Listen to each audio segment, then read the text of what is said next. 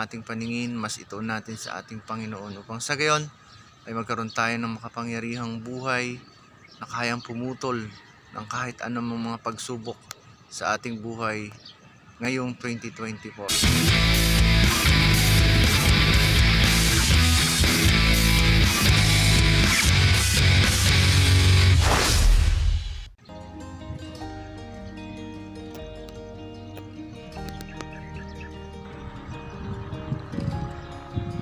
Isang magandang umaga po mga kapatid. Welcome po muli to my channel Bro Archie TV.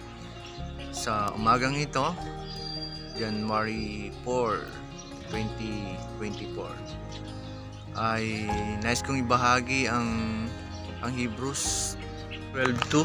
Ito natin paningin kay Jesus na siyang pinagmumulan kabuuan ng ating pananampalataya. Yan. Titingnan nga po kasi natin ang liwanag ng araw, nakakapaso siya ng balat. Pero pagka ang liwanag ay masinipon mo pa, ito ay nagiging laser at kaya nang pumutol ng bakal. Sa buhay natin, kung tayo ay nakapokus sa ating Panginoon, magkakaroon tayo ng isang makapangyarihang buhay na magagamit niya para sa ikakapagpala ng ibang mga tao sa ating kapaligiran.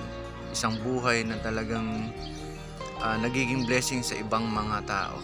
Kaya this 2024, sana ang buhay natin, ang ating paningin, mas ituon natin sa ating Panginoon upang sa gayon ay magkaroon tayo ng makapangyarihang buhay na kayang pumutol ng kahit anumang mga pagsubok sa ating buhay ngayong 2024 at maging pagpapala ang ating mga buhay sa ibang mga tao na nakapaligid sa atin. Keep our eyes in Jesus, pinagmumulan ng ating pananampalataya, at patuloy tayo na mabuhay ng